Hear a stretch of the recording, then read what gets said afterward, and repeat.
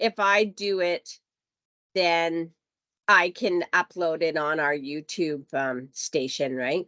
Okay, very Yeah, good. so it's started. I did have, but I'll let if Chelsea and Deepa and Camilla have any questions because they'll be doing the work, right? I did have one other question, maybe if we have time before 9, is if you can kind of go into a little more explanation of why you don't recommend rolling cutovers, because it seems that C&W tends to like those, and it would be good to hear that if we have time. Oh, definitely. Okay, I'll add that to my list of questions that we want to review.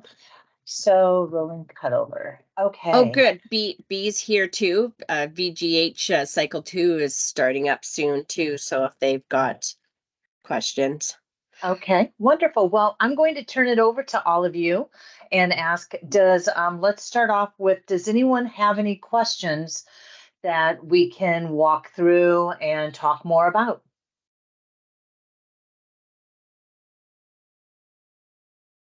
Okay, I have one. Morning. Hi. Good morning, V. Hi, let me see. So I was going through the slide deck for VGH, and for there was a thingy about encounter creation only, whereby it says if the clinic requires that patients without an upcoming appointment are cut over, i.e. active patients closely followed for monitoring or phone calls, they're going to create a pre-out for that. Is that a typical step that we offer?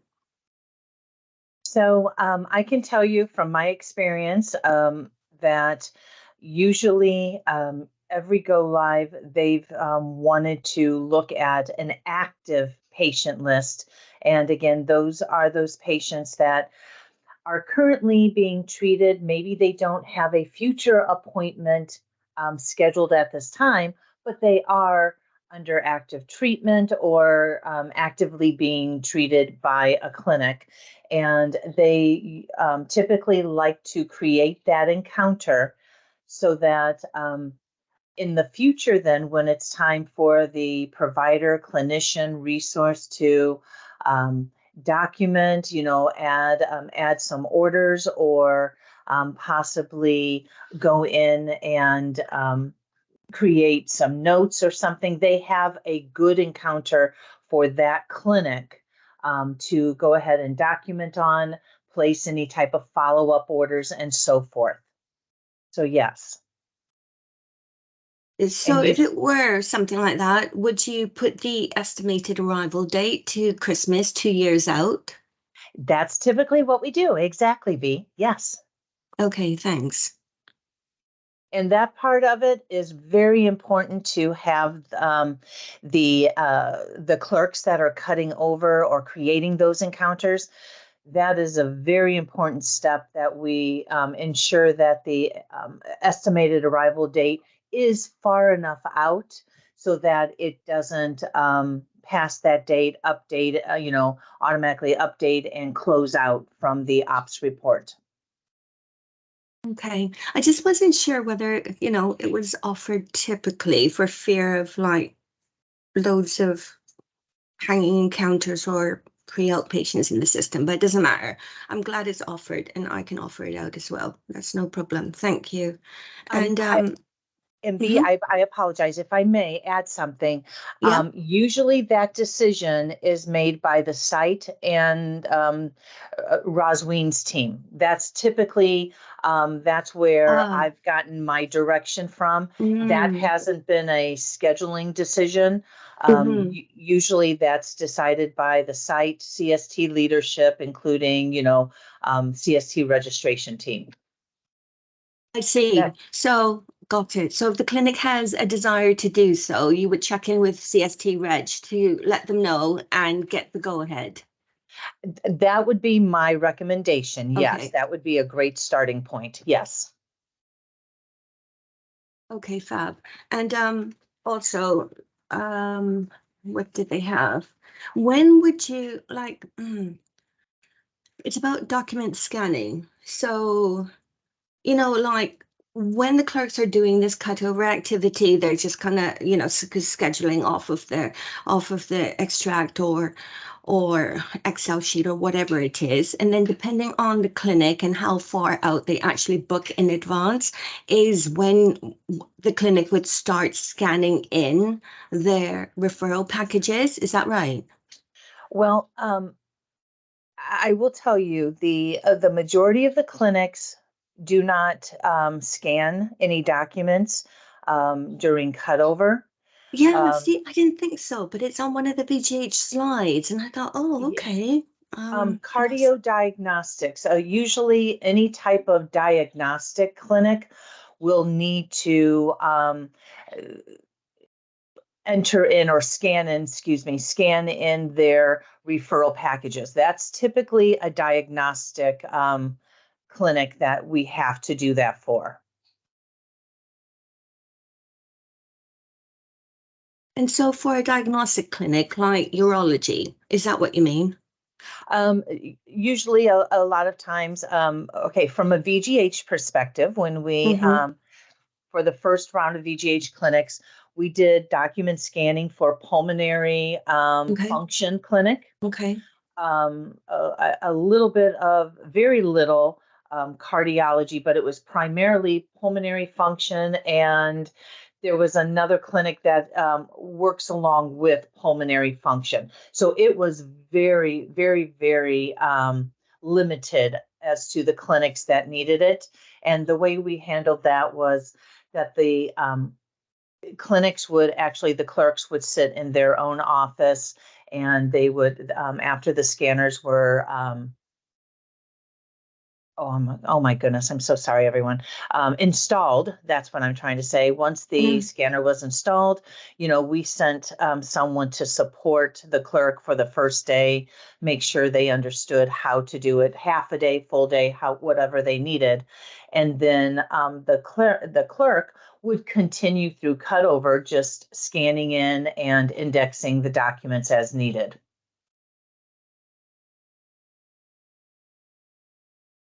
So to which work you monitor would they be scanning to? Now, what we've done for during cutovers, we've always used the generic. Okay. There is a generic work queue monitor, Yep. and that's what we've always used because typically they don't turn on the Mm-hmm. actual the queues Yeah. until go live. So they do have a generic one that you just have to give them enough notice to turn it on, and Mm-hmm. that's what we've always used. Okay. So don't offer opening up their own queue during cutover time? We've never done that. I Right. can't say I think that's a decision with Mm-hmm. the team that builds it out and getting it prepared. I Yep. know I think they typically try Mm-hmm. not to because we Mm-hmm. don't want a lot of orders coming in prior to cutover. I mean, prior Mm-hmm. to go live, for them to be sitting in there. Mm-hmm. And so they typically go ahead and they turn those on during the evening before the day before go live actually starts. Okay. So just for talking's sake, if it was turned on for this cutover activity or whatever, could they turn it off again before the night before go live? Oh, that would be a question you would have to speak with them. I Okay. would be concerned about that only because Okay. if you have referrals in there, Mm-hmm. um, and they turn it, I think they really recommend we use the generic work queue, Sure. the Okay. work queue monitor queue. Yes. Mm-hmm. And Candace, just because I'm taping this and for no, new people's sake, when you say Yes. them, I believe you're talking about Shannon Hamilton's HIN group. That's who owns. You are correct, Jackie. Thank Okay. you for clarifying. Yes, Yeah. definitely.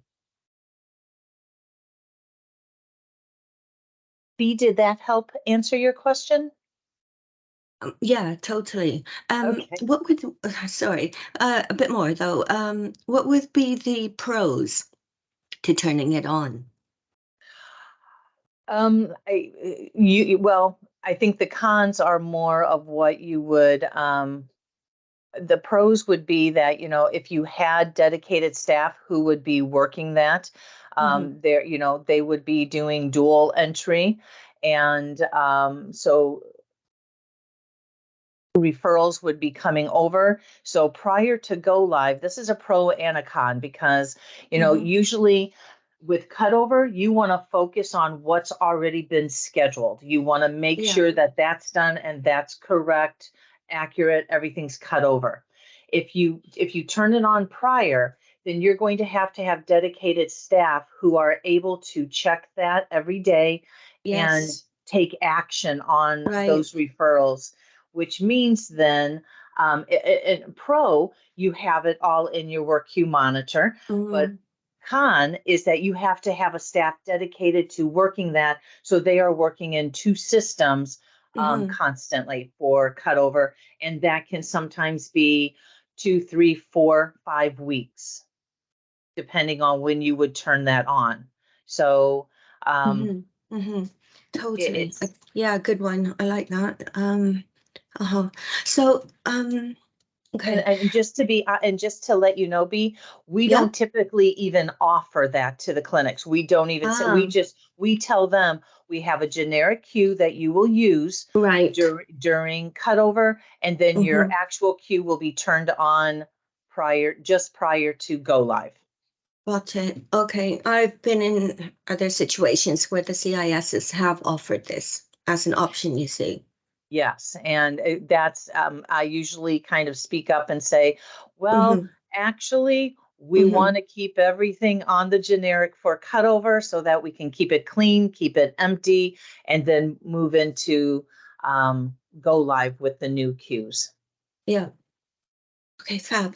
So here I am, yeah, in a clinic doing cutover, and they typically receive their referrals from a proper fax machine, like paper-wise, and they put it into a tray and they deal with it, week by week. So Okay, the week before actual go live, work your monitor is still not turned on, so they're going to continue their old exactly. workflow until the day of before, and then would they scan whatever comes in on that go live day? If they absolutely need it, Uh-huh. which clinic is this, if I may ask? The sleep disorder at UBC. Okay, I can see where sleep would possibly want that. That would be more of their diagnostic test referrals coming in.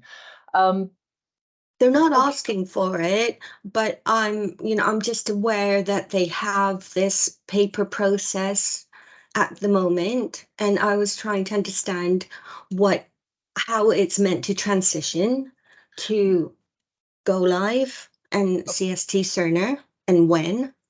okay. Most clinics, what they do is they just keep their up until go live, they keep all their referrals on paper. If they're currently coming in through a fax and they're on Hmm. paper, they just keep them on paper and they keep them in the charts, because if they have charts, those charts are not going to go away. Exactly. Yeah. So Hmm. they have those for reference. And then on day one of go live is when they actually make the change, and everything from day one of go live starts going into then Cerner. So that's where it kind of breaks down, where unless they absolutely have a need, Hmm. um, for an example would be if you have a diagnostic clinic that they have referral packages and these referral patients are actually on a wait list. Okay. Well, in a case like that, those referral packages would probably be very helpful to be in Cerner, because those referrals would need to be triaged. They go to a wait list, and then the patients are on there. So in a case like that, then you would want to, and that was pulmonary function. They had quite a few patients on a wait list. They needed them to be triaged, so that's why we had them scan them into Cerner, index them to where they go in, and then they just go ahead and they put them on, then of course create the referral encounter, put them on the triage list for the provider or clinician, and then they would go forward. If they don't have this, if these are just referrals that, okay, I'm working in a sleep clinic and I have a referral for Beatrice McDonald come in, and I am scheduling them in. I'm scheduling you right now for an appointment. There really isn't, the clinics don't go in and scan that documentation in. They keep it in their legacy chart or process, however they have it. They keep it there. They don't transition to putting it into Cerner until go live. So And if I may, and I apologize, B, if I may, No. and the majority of the time is because with Cutover, most of these clinics don't have the time to do all of the scanning and indexing as well. It's only if they absolutely need it. Okay.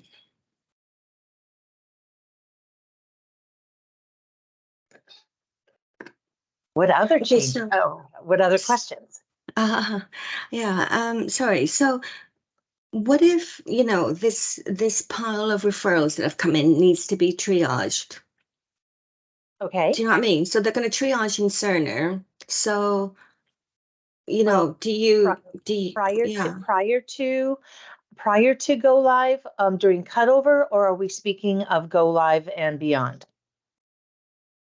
Well, if it's dealing with the stack of papers a week before go live, can I presume that it's going to perhaps be more likely triaged in Cerner? Not necessarily. It really depends on the clinic and the facility. BC Cancer, for example, what they do is they get all of their referrals through the providers in their legacy system in case they get everything done, get them scheduled in case, and then our extracts just pick up on those appointments and they put them in. So it really depends on the clinic.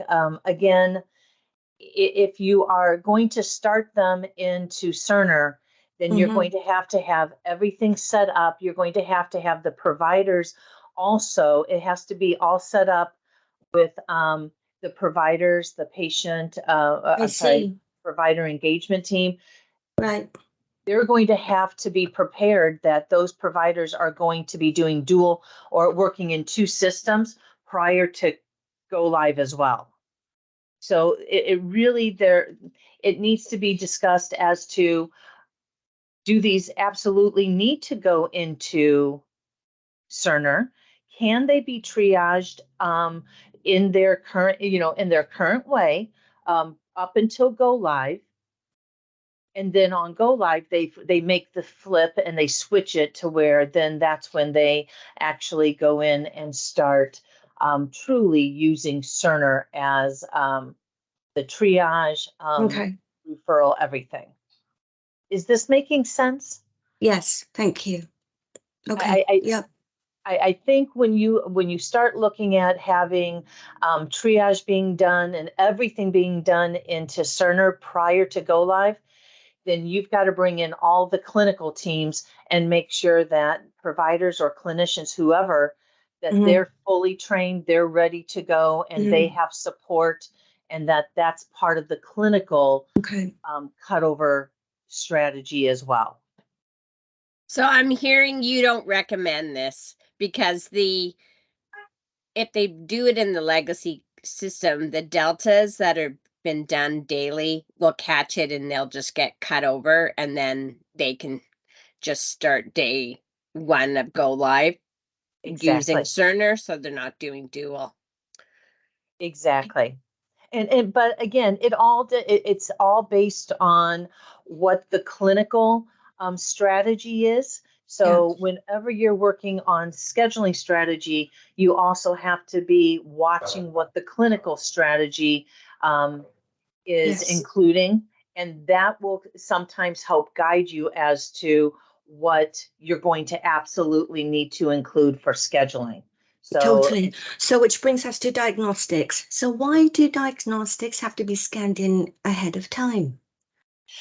diagnostics, they need those, the referral packages are different, and they need those packages in. It's different than just than a I'm not going to use sleep. I'm going to use just any other Well, my VGH rehab, urology department does this. urology, rehab services, anything like that. They're getting a referral in. So the diagnostic, they've got test results. They've got a lot more that's coming in on the referral packages. And that's why they typically will enter those in. And again, it goes by also with diagnostic, because not all diagnostic will scan them in. For VGH, for example, it was strictly pulmonary function, and there was one more clinic, I apologize, that went along with pulmonary function, but the cardiology clinics did not. They kept all their referral packages just in their charts on however they had them, and they utilized their old system or their charts if they needed to see something from that patient after go live. Okay, that's fine. Deepa, how's your cutover strategy going? Do you have any questions for Candace while she's here? She's got 7 minutes left. And my apologies, everyone. I could say a few extra minutes after 9 as well as they get going on the other session, but then I'll have to jump over. Thanks, Candace. That helped me a lot. Oh, I'm glad, Beatrice. Hi, Candace. Hello. I just have a question about clerical resourcing for Cutover. Okay. In terms of like what days, like the clinic's cutover schedule, like what days they'll be doing cutover and how long they'll be doing it for, is that determined by the site or determined by us? Great question. It's usually determined by the site.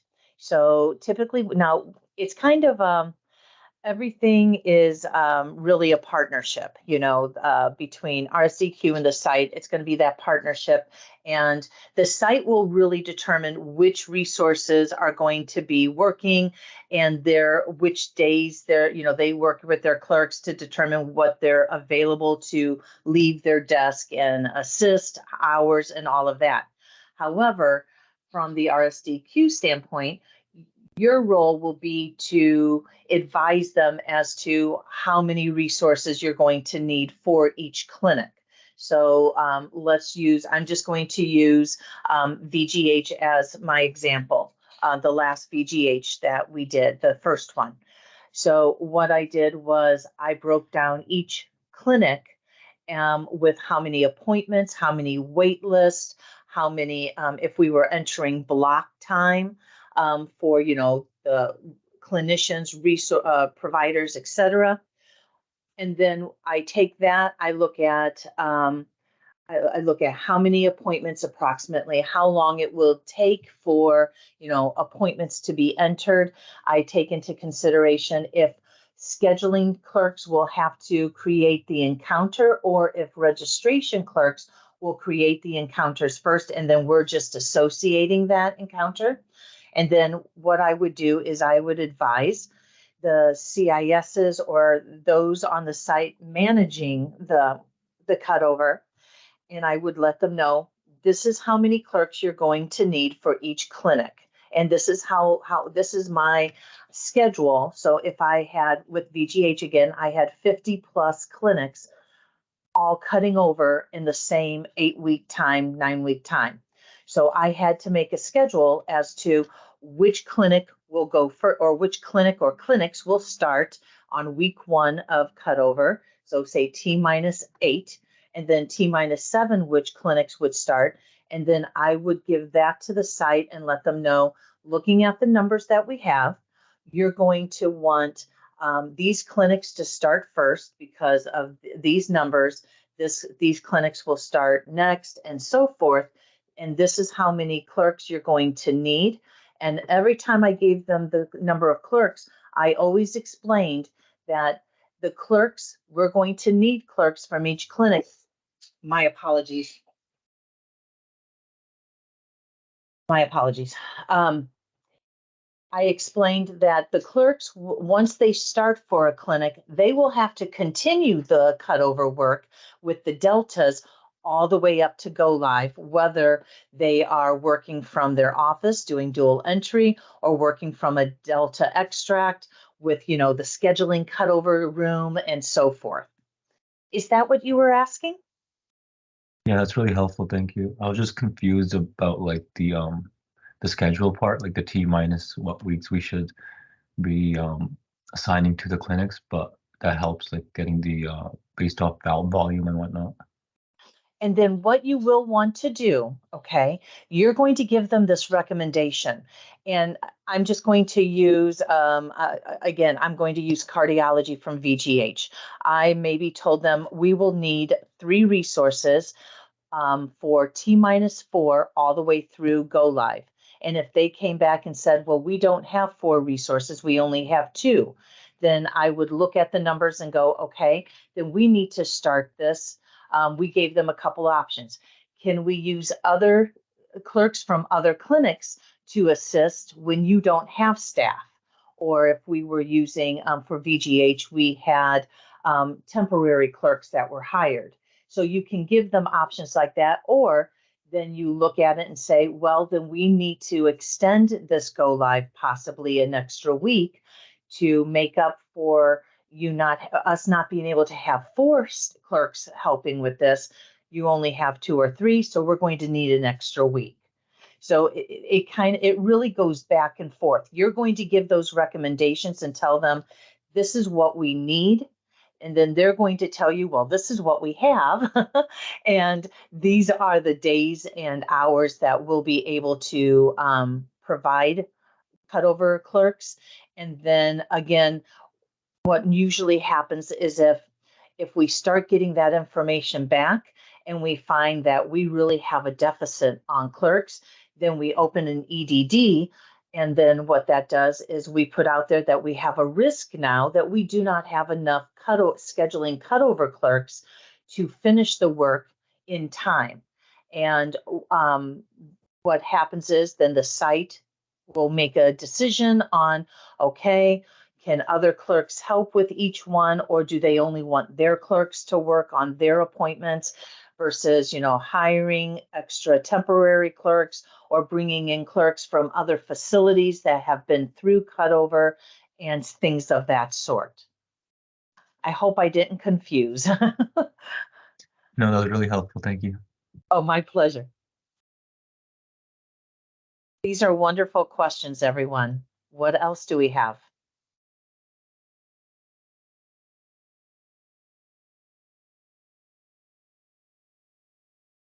Okay, so what I'd like to do, Jackie, you had 2 questions. Could we hop into those? And then if anyone else has any other questions, then we can follow up one more time after those. That sounds good. I'm wondering, Candace, if you don't mind booking another session, as VGH and CNW, get started, that maybe the BAs will have more questions. B and Okay. Deepa, does that sound like a plan for you guys? Would you like another session? Yeah, another session in like a couple or a few weeks would be pretty nice. Okay. How about if I look at the end of October, for example, the last week of October or the first week of November, would that be far enough out or too far? I think that would be perfect. Thank you. Okay. Candice, could it possibly be end of October? Because it's going to be UBC Go Live shifts for me. Very good. I will look at the end of October, everyone. I have a few sessions up through the 20th. So I would probably be looking at the week after the week after October 20th. Would that work Great. for everyone? Thank you. Okay, my pleasure. Okay, well, Jackie, you had a couple of questions. The first one you had that you sent to me through email, how do you use user lists when figuring out volumes from extracts and resources for cutover? I wasn't Now, sure. this kind of stemmed from a question that Deepa had Okay, had sent me. okay. So did the information that I provided, Deepa, from the last question, did that help answer this? I wasn't clear on what user list were. Are you just speaking of a list of end users that the site is giving you, saying these are the clerks that are going to be cutting over for us? No, Not I'll let exactly. Deepa answer. I think it was just a list of the current users in legacy for each clinic. Okay, Yeah, okay. but I don't Um, think we need that for cutover, right? You do not. The Yeah. site uses that. Now, I will tell you, the second part of the question you sent, Jackie, regarding is this user list mostly for workflow reviews and access? I would say yes. That is used very much for training, documenting that all end users have been trained, making sure they have access and that sort. Um, I never, usually the site will provide one list of all of the clerks that are going to be part of the scheduling cutover, and it includes the clinic they're part of. And then from there, typically what happens is I work with the site to determine, okay, I have this list. This is wonderful. Now, what schedules are you looking at?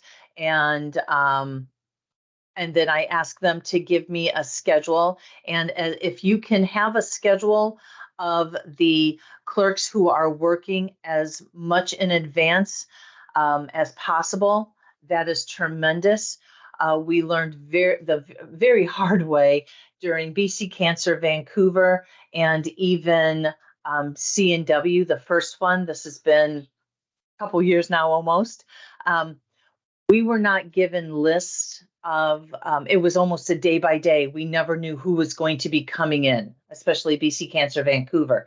And that is not an easy way to have cutover. I don't recommend it. With Prince George, I had an amazing cutover captain, Rochelle, who I worked with her. I gave her a template and she sent me all of the schedules, and I had the entire cutover schedule with every single person and their shift documented. And then as things came up, she was able to communicate with me, okay, let's change. I need to change this individual to this day or this time, or we're going to remove. And we were able to look at that and just manage the schedule so much easier. So if you can get the names along with the shifts, the days and times, prior to, or even just a few days prior to cutover starting, that's going to help you tremendously. It also helped cut down on having access issues. I think we only had one clerk that entire Prince George cutover that had some issues with their access. And it wasn't due to not training. It just was just a quick fix they had to do. It was a tremendous turnaround from VGH, for example, even as well, the first VGH.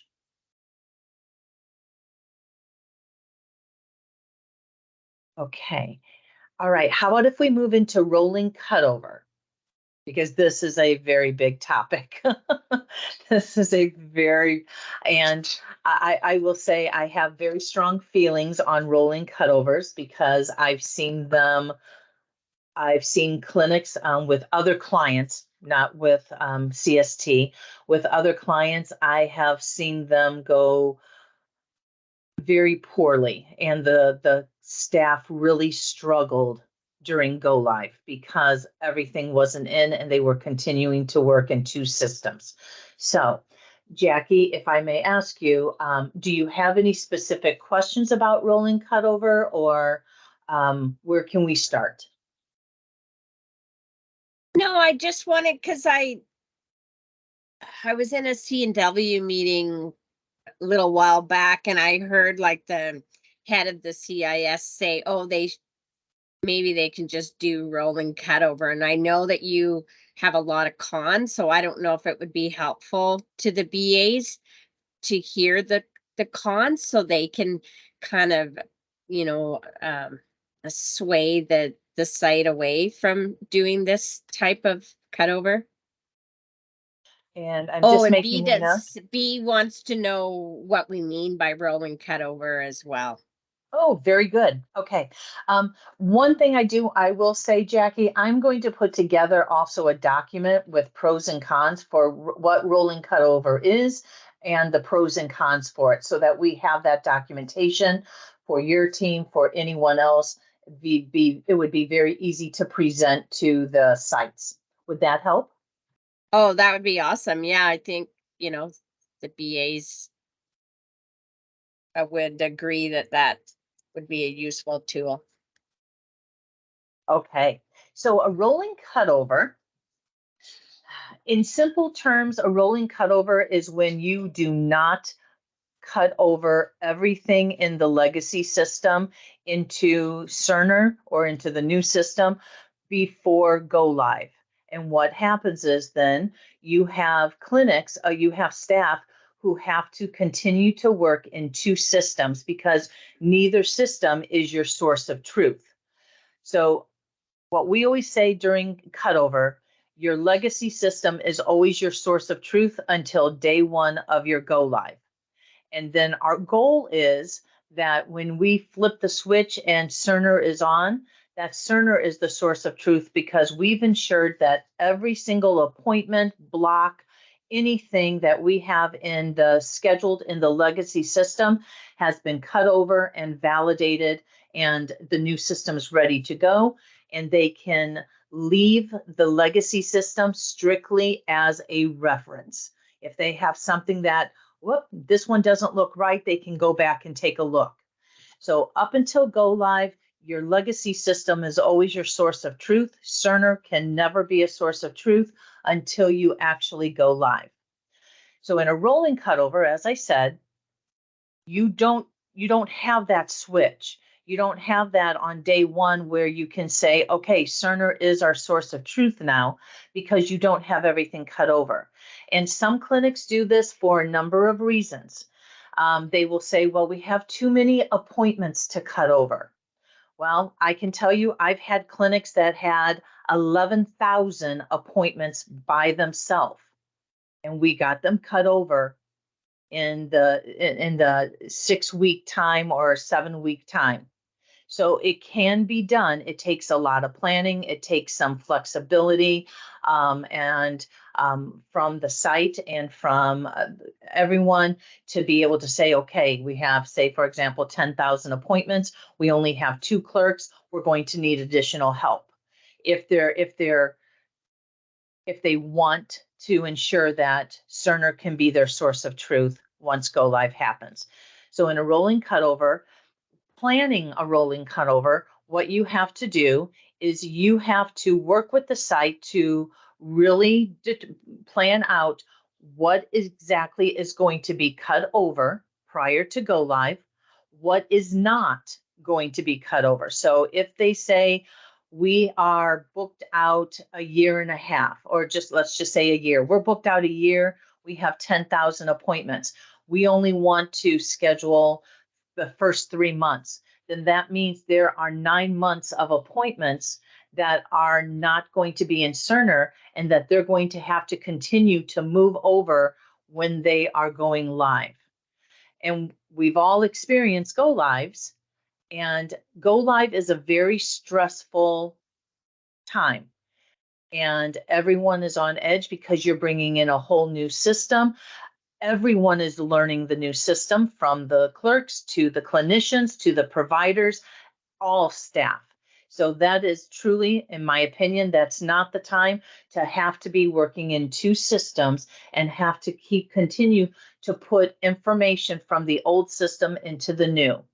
A huge con is you're on day one of your go live. You have patients who are coming in, and as they're checking out, they need to create follow-up appointments. Now, what you have to do is you have to go back into the legacy system, look for dates, look in the new system, cross match, and make sure, okay, if I'm giving them December 5th, is December 5th open in both Cerner and in my legacy system?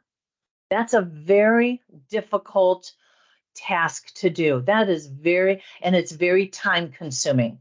So when you have a very busy clinic and they're having to do that for every clinic, every phone call they take, every patient checking in or out, that's very, very time consuming. So you never have a source of truth because you are working in two systems. Now, I will say the one area that I have seen work okay.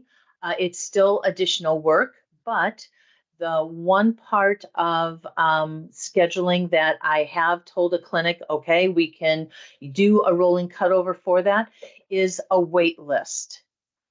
Because that's not a wait list, is not scheduled appointments. Those are patients waiting to get on a list. So with C&W, we had clinics that had thousands of waitlist patients. So it was very, very difficult to get all of those. And in their C&W system, they had patients that they weren't cleaned up. So they had patients in there that really didn't need, they had already been seen. They didn't need to be cut over as a waitlist patient. And there wasn't the ability to go through and clean up all of that during cutover and ensure what we were putting into Cerner was accurate information. So in the case of a wait list, that can work okay. However, you're still causing clerks, clinics, staff to work in two systems. Does that make sense, everyone, what a rolling cutover is?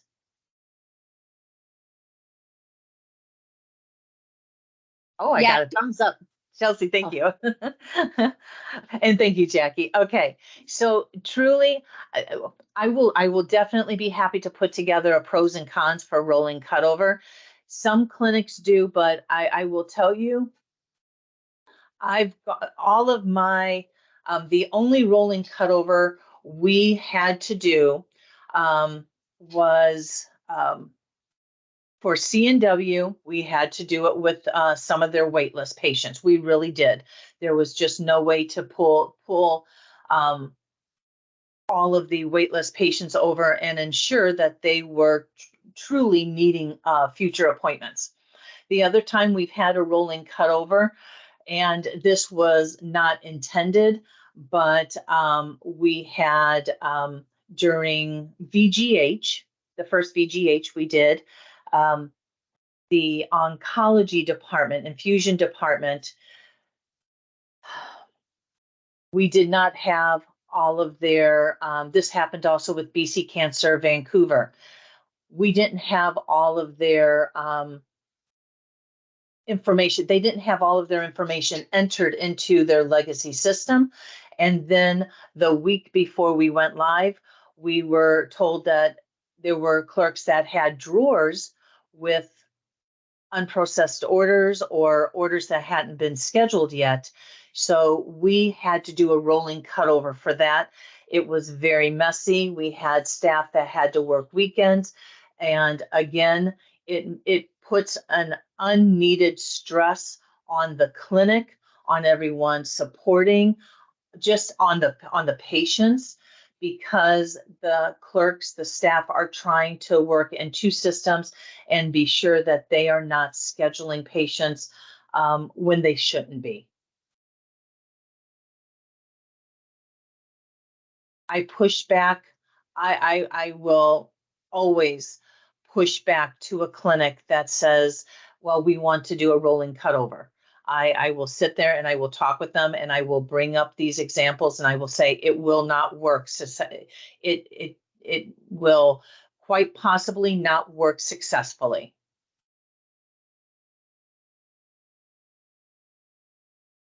Any questions about rolling cutovers?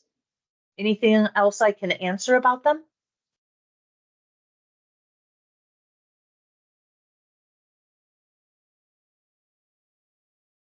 Okay, well, then I will ask, let me check the chat. I apologize. Very good. Okay, any other questions from anyone? So, Candice, Yes. right. So there were clinics at VGH that did not enter all of their appointments in both the legacy system and Cerner. And at that time, the CIS gave it as an option. They, if the clinic wanted to do it in both systems, great. If they didn't, then whatever appointments were taking place before go live would just go into PCIS Carecast, and whatever appointments that were going to take place after go live would go into Cerner. And that's actually how that's how it should be, because we would never want to enter any appointments into Cerner that are happening prior to go live. Of course, right. But they were not putting in the ones after go live into PCIS as well. They were putting them straight into Cerner? Correct. Okay, so the concern with that is then you lose your source of truth. Yes. Yes, definitely. But so the site wins, don't they? Honestly, I've always told the site that you have to put it in both. Now, if they chose not to, I have documented that I've said the plan is dual entry is entering them into both. That's why part of the reason we also run extracts even after go live is going, so we can kind of check the legacy system as well. But I document it very clearly, and then if the clinic decides that they're going to, I ask them to send me, I send them an email stating this is what our recommendation is, this is why, this is what you're choosing, and I ask for the leadership to send back an email replied stating that they are approving a rolling type of cutover, or not having, when they do dual entry, not putting everything into the legacy system. Yes. Okay. All right. I forgot. I was going to say something else. I can't remember now. And Candice, why that's bad is because when you go live, it's what the issue is before go live, because they're putting into Cerner and not PCIS, is because then they could run the risk of like maybe like double booking, like losing their slots that they thought they had but they don't have. Is that exactly. So what happens is you have a clinic with 3 clerks, okay? And you have one clerk who is putting their information into, they're doing dual entry and they're putting it into PCIS and Cerner. So they schedule an appointment, they're putting it into it both. If you have another clerk that's only putting it into Cerner, then what you have the potential of is a clerk that's looking in PCIS as the source of truth, and they see November 5th at 2 p.m. open, they schedule it. Well, then when it goes on the Delta extract and it gets cut over, there's already a patient in on November 5th at 2 p.m., but that one wasn't put in. So you're running the risk of, again, without having that source of truth, what system do you go by and you have to manage by, from a validation standpoint? Because The goal is at the end of cutover that the legacy system matches Cerner 100% and that you validate. If they're not putting that information into the legacy system, you don't have a validation. That's quite right, Candice, because when this was happening, I realized that we were lost in language. They were talking about delta management, which is different from dealing with the delta extracts. So in the end, I actually said there's no use to looking at the extracts because it ain't in the legacy system. Do you know what I mean? Exactly. It's a really slippery slope when you start going, well, dual entry, we'll just put it in the new system once they start cutting over. No, you lose your complete source of truth, and you just run so many risks, as I've been, explaining. So, and again, that's a pushback. The CISs, a lot of them are newer to scheduling. They may not understand the implications, thinking, oh, if I get it into Cerner, then that's good. That's one less I have to cut over. Well, yes, but you've got to have that balance and make sure, because here's the other really big reason that I use all the time. What if something happened a week before we go live? And I've never had this happen, everyone, but what if something happened to Cerner? Then you don't have everything in your legacy system. What if you have to stay in legacy system past your intended go live date and you can't get into Cerner? What do you do then if you haven't kept your legacy system 100% up to date?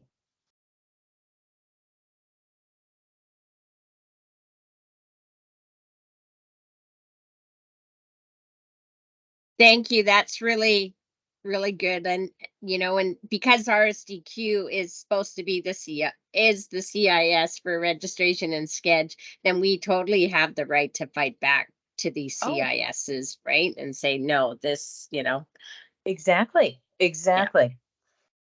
And I've been known to push back, Jackie. yeah. Because, and I tell them, I go, experience tells me there is a right way to do cutover.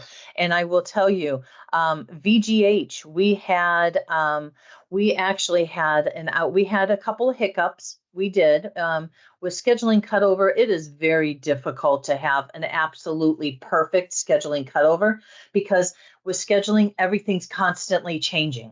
There's, and everyone is, everyone can make a mistake. So, but with VGH, we heard back, the staff was very pleased to be, the first VGH, that's the one I'm speaking of, the first one. They were very pleased because we had so many clerks participate in cutover. They understood what they were going to be doing, and it made a much better transition into go live.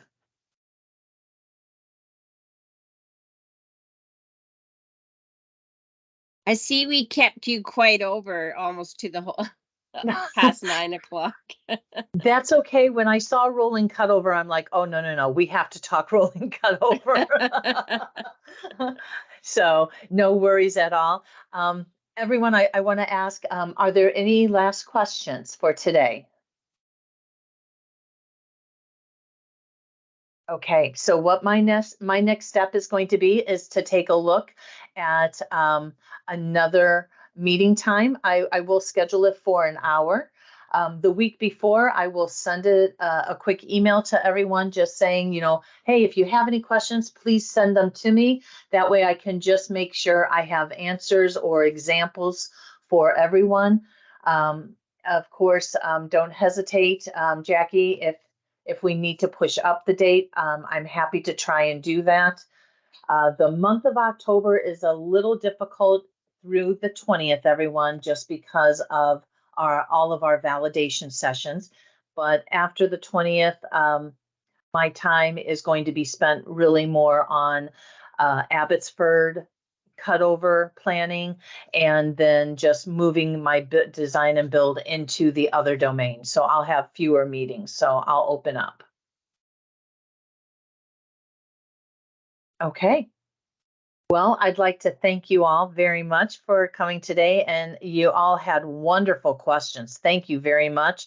I love to hear the questions. Please continue to think through them. If you have questions, let me know, and I will be sending out a meeting invite to all of you by the end of today. Thank you so much. Thank you. And it just got announced that Thank my you, Candice. replacement is Sarah Petroff, so I will forward her any meeting as well to include her in it. Wonderful. Okay, thank you. Thank you, All right. Candice. Thank you, everyone. Have a lovely Yeah, weekend. thank you so much, Candice. you, This has Candice. been awesome. Thank you for taking your time. Oh, my pleasure. Happy Thanksgiving, everyone. Thank you. Bye-bye. Bye-bye.